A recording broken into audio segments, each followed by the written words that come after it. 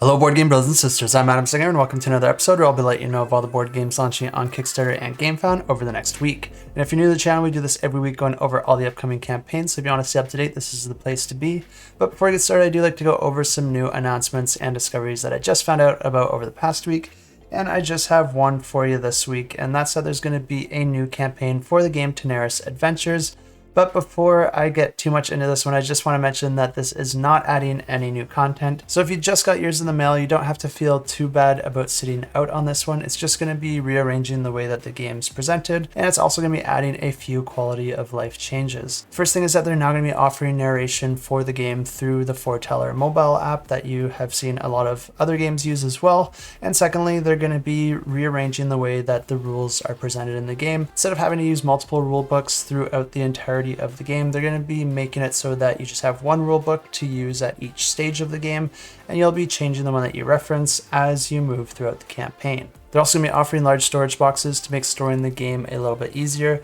The original game has a lot of smaller boxes that kind of float around, and a lot of us have figured out our own ways to condense that into a fewer amount of boxes. Either way, the game's going to be taking up a ton of space, but this campaign is going to be offering you a little bit more of a thought out solution. This one's also going to be coming with a city board that's going to be replacing the version that was provided in the original game, which was essentially a thick piece of paper. And finally, they will be providing a module that will allow you to integrate Arena of the Contest with the Tanares Adventure system, essentially allowing you to play through the Arena of the Contest campaign while using the Tanares rules.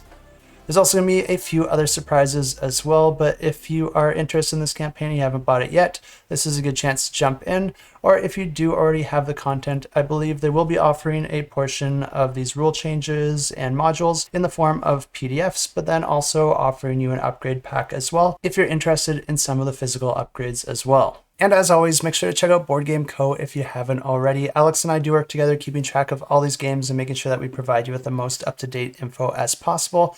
Alex puts out a video at the start of each month going over the heavy hitters for that month and giving you a good idea of what's to come.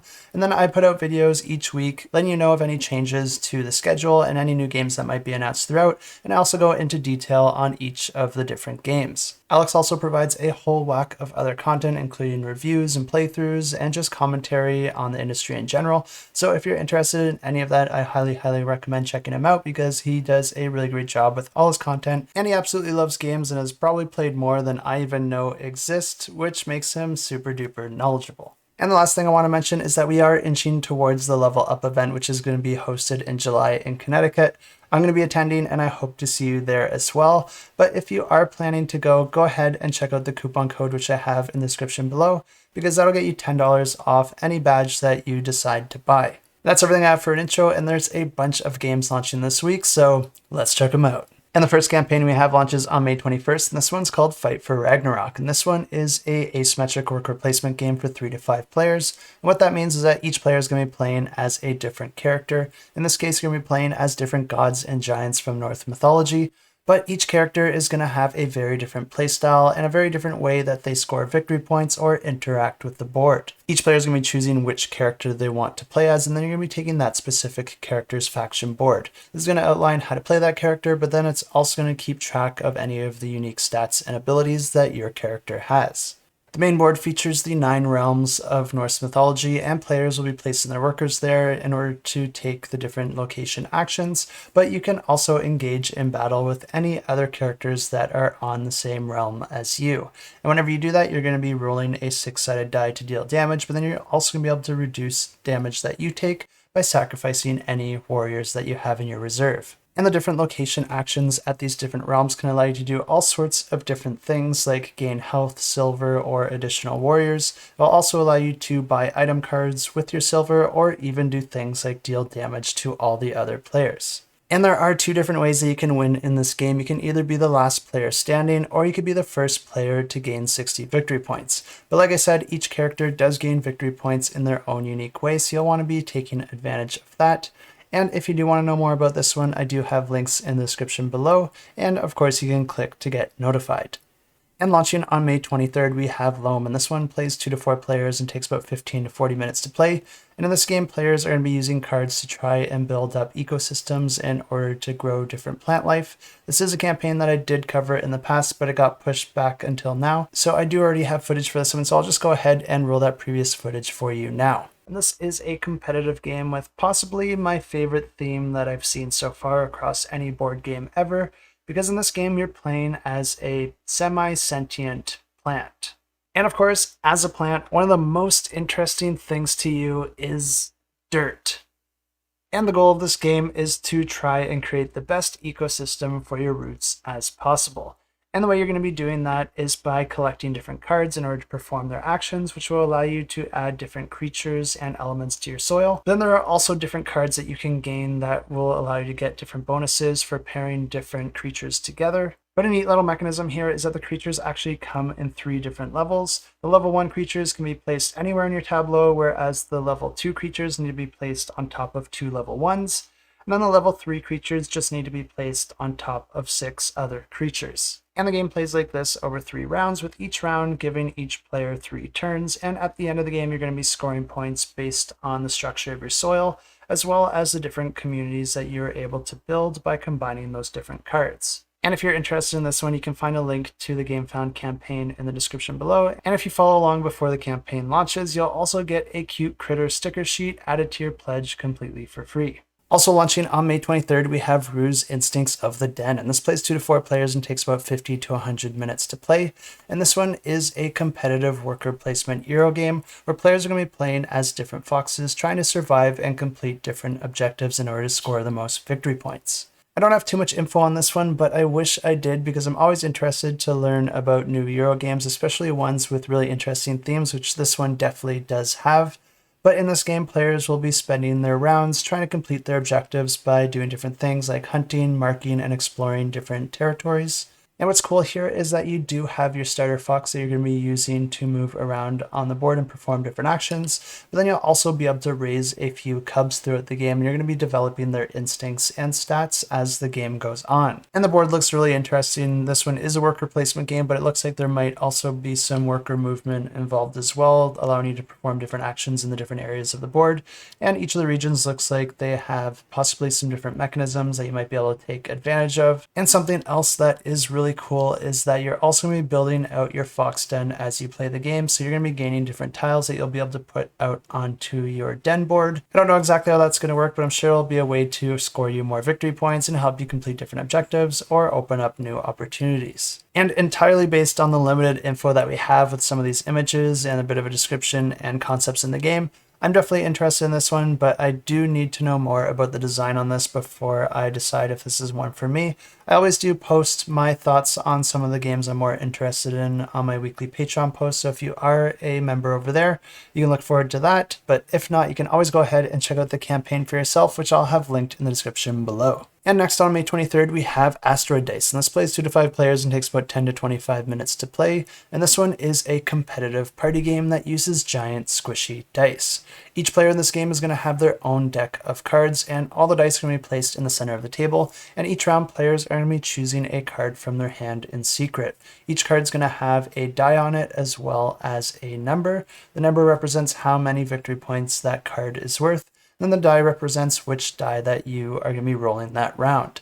All the players are going to be simultaneously revealing their cards, taking their die from the center of the table, and then rolling it, and whichever player rolls the highest value is going to be the one to collect all the cards, scoring all those victory points. So this means that rolling something like a d20 is going to give you a much higher chance of winning the round than rolling something like a d6, so you might want to time when you play certain cards according to that. But of course, there is only one of each die, so if another player plays a card that requires them to grab the same die as you, you're going to be racing to try and grab that die first, because whoever is able to throw that die at the other person and hit them is going to be the one to be able to use that die, leaving the other player to choose from the remaining dice out on the table. But like I said, it's whoever can hit the other player first that's going to get to roll that die, which means that if they throw it at you and they miss, or if you're able to catch it, you are allowed to throw it back at them. So if you aren't the first person to grab the die, then you want to get ready to dodge. And as always, if you're interested in this campaign, I have links in the description below.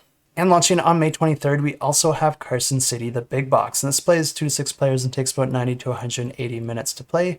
And this one is a really interesting one because this one is a Euro game, but it also incorporates area control in a really interesting way, which I will come back to in a moment. But this is a game that puts players back into the developing Wild West, where they're going to be trying to score the most victory points by reserving different plots of land, earning money, building buildings, and then also converting that money into victory points. But another thing about this game that I think is a ton of fun is that each player also has a hand of roll cards, and at the start of each round, each player is going to be choosing one card to put into play. Each of these roll cards are going to have different effects to help you with the various actions, but they are only in effect for that round that you played the card, so you'll want to be playing the card that helps you with the actions that you plan to do. And if it seems like this is a game that I'm super interested in, you'd be right to think so, because this one is my own personal pick of the week. I think there's a lot of good design decisions in this game. It's not a super hard game to learn, but also has a bunch of unique concepts that I don't really see in any other Euro games. The main board's broken into 2 different areas, but almost every single space on this board is an action space. The top has all your main actions, but then the bottom has different plots of land that you can reserve in order to build different buildings. And players are going to be taking turns putting their workers out onto the board in order to perform these actions to do different things like reserve a plot of land, gain money, buy horses, buy weapons which can help you in fights, or buy buildings which you can then build onto a reserved plot of land, with each of the buildings generating you some amount of income. But each building also has additional criteria if you're able to fulfill, will generate you even more income. And the different criteria is usually to build that building either adjacent or not adjacent to different features such as mountains, rivers, empty plots of lands, or even other buildings. But something that is really cool about this game is that there are very few action spaces in this game that I would consider safe, because almost every action space in this game can be contested. If another player has chosen an action or a plot of land that you would rather have for yourself, you can still put your worker there, but that's going to be triggering a gunfight. In order to resolve this duel, players are going to be adding up the number of guns that they have on various tokens or their roll card, as well as adding up strength from any workers that they currently have in their reserve. And then you're also each going to be performing a die roll, adding the value to your side. The winner of the duel gets to keep that location, with the loser having their workers sent back to their reserve. But the fun doesn't stop there, because not only can you contest other players for the different action spaces, but you can also contest them for the income they're generating from their buildings. Because in this game, you can also place your worker onto an opponent's building, and when you do that, you're going to be taking half their income from every single round that you're able to keep your worker on that building. Of course, this is the Wild West here, so don't expect your opponent to just sit idly by while you take half their income. But this new version of the game is going to be almost exactly the same to the version that was released back in 2015. The only difference here is that this one's going to be including the Lawyer Editor expansion as well as the Father Christmas expansion, and it's also going to be including a new solo mode. But other than that, it's going to be including all previously released content. So if you're not interested in that additional content, you could just go ahead and buy this one in retail, although I think those expansions are pretty hard to find depending on your region, and I think even the core game is mostly sold out, so you might need to search the secondhand market. Other than that, this campaign is an easy and guaranteed way to just get all the content that you're looking for, and if you follow now, you will also get a €5 discount. So if you are interested in it, definitely follow it, and you can find the link in the description below. Also launching on the 23rd, we have Go Ahead Punk, and this plays 1 to 4 players and takes about 60 to 90 minutes to play. And this one is a 1 versus many hidden movement game where one player is going to be playing as a sniper trying to take out 3 different targets, then the other players are playing as detectives trying to catch the sniper. And the sniper is going to be moving around different regions and locations on a map of San Francisco as they try to complete their 3 hits and then also escape the city. And if they do that, they win the game, but they lose if they run out of health. And on their turn, they can only perform 1 action, but there are a few different actions that they can choose from. They can either move up to 4 spaces in secret onto a different location. They can either draw a card into their hand or play a card which has some special effects and abilities, or they can heal 2 health if they are located on a location with an ER. Or finally, they can declare a hit on one of their targets if their conditions are met, and they're only able to take shots from specific locations depending on whether it's their first, second, or third hit in the game. For the players playing as the different cops, each cop's going to have its own special ability, but then they're also going to have some various stats that might allow some players to be better at combat, while other players might be better at moving and investigating out on the board. Each of these players also gets to perform an action on their turn, either moving a number of spaces or playing cards to perform actions, usually to gain information on where the sniper might be. But another really nice thing for the detectives is that every time the sniper takes a turn, they're going to be able to move the hunch tracker up one space. Anytime that track reaches the final space, the sniper is going to have to reveal which region they are located on the board, and then the hunch track gets reset back to the starting space. But anytime that the detective and the sniper are ever stopped on the same space, the sniper is going to have to announce that, and then that's going to trigger a combat between that detective and the sniper. And the way that this works is that each player is going to be alternating back and forth, deciding if they want to play any combat cards that they might have in their hand, and then also rolling a die to see if they land any hits. Every time both players have done this, the sniper also gets a chance to try and run away if they choose to, and if so, they'll be able to roll a die to see if they're able to get away, and if that's successful, then they can move 4 spaces away from that combat location. But if not, that combat continues until either that sniper is killed or the detective is sent back to the ER. And the game continues like this until either the detectives locate and defeat the sniper, or the sniper completes their 3 hits and escapes the city. And if you are interested in this one, you can find links to the campaign in the description below. Also launching on May 23rd, we have Spectrum, a game of colors. And this plays 2 to 6 players and takes about 30 to 60 minutes to play. And this one is a competitive abstract strategy game where players are going to be trying to get their colored pawns to the center of the board.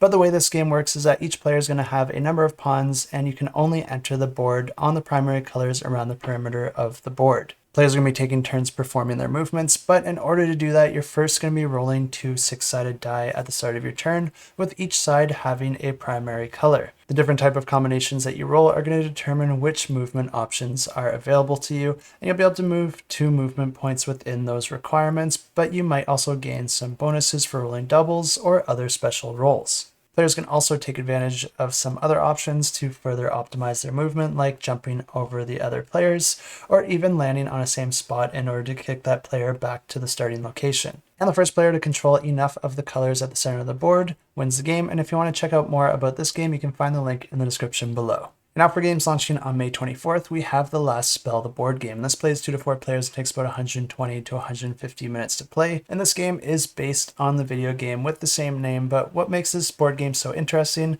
is that this one is actually a cooperative adventure, but it also incorporates concepts of tower defense. Players will be playing through a campaign or one-shot scenarios using their heroes and different upgraded abilities in order to protect 3 different towns. If you're playing in the campaign mode, each town serves as a standalone playthrough, allowing you to save your progress at the end. But each playthrough is going to be made up of 3 rounds that each have a day phase and a night phase. During the day phase, you're going to be bolstering up your economy, fortifying your defenses, and upgrading your heroes' equipment.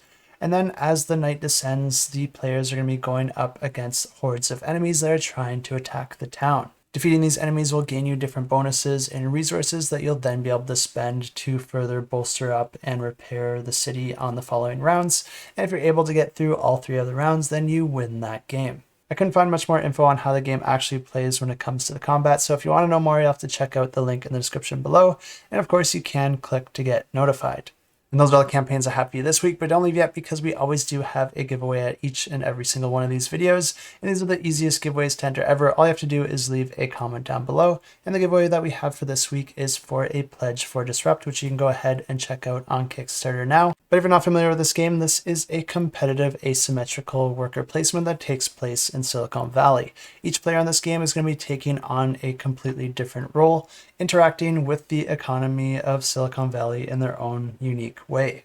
One player could be playing as the tech startup trying to earn themselves that unicorn status, while another player could be playing as the tech leader trying to maintain their market share, the angel investor buying and selling shares for different profitable projects, or the outsourcer who is providing tools and technology, but also playing a big part in which of these projects succeed or fail. Players will be gaining victory points for their specific milestones and goals that are specific to their roles, and then the player with the most victory points at the end of the game wins the game. And this giveaway is going to be for the Kickstarter pledge, which gets you a copy of the game as well as all unlocked stretch goals. And under this giveaway, all you have to do is leave a comment down below and you can say anything you want. But if you are looking for a topic, maybe you could tell us something about your experience in the tech industry, whether you work in tech or maybe you decided to invest in tech. And if so, my condolences to your money if you decided to stay in the market over the past year. But now let's go ahead and draw the winners for last week's giveaway. And to draw a winner, I use this fancy application here. All these names down here are bonus entries from my Patreon subscribers. If you like this sort of content, you want to support all this effort that I put into it and try to make all of this just a little bit more sustainable for me, I truly do appreciate it. You can check it out in the description below. But for now, let's just go ahead and draw those comments and draw the winner. And the winner is Luke L, and this one is coming from the comment section of the video. And the funny thing here is the first thing he says is congrats to the winners and thanks for the giveaways, which is super kind. But I'm happy to say that you are now one of those winners. So congrats to you. I'll reach out to you and let you know that you won yourself a pledge. And that is everything I have for you this week. I hope you have an excellent week. And if you are in Canada, I hope you enjoy your long weekend as well and your Victoria Day. Here in Ontario, it rains almost every single May 2-4 weekend. I don't know why, it's just the way it's always been. And it's already raining now, so we're off to a great start. It should clear up, but until then, it's a great excuse to play some board games. But as always, thanks so much for watching. And until next time, keep that shelf cluttered and the table full.